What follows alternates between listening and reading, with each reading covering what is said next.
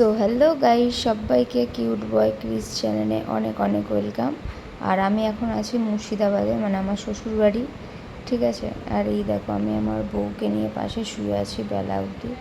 তো আমার বউ একটা হট ড্রেস পরে শুয়েছিল, যেটাকে দেখে আমি পুরো একদম ফিদা হয়ে গেছিলাম। সো এই হলো আমার শ্বশুর বাড়ি, এটা হচ্ছে দুতলা, ঠিক আছে। এই পেন্টিংগুলো আমার চুজ করা ছিল। তো চলো এবার আমি নিচের দিকে যাই।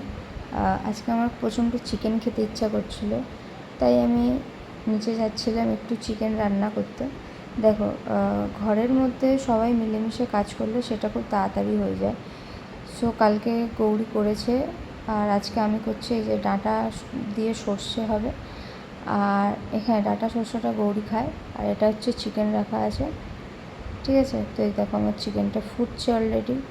তো চলো, চিকেনটা প্রায় হয়ে এসছে বললে, এটা মানে আর কি কষার টাইমে তোমাদেরকে দেখাচ্ছি।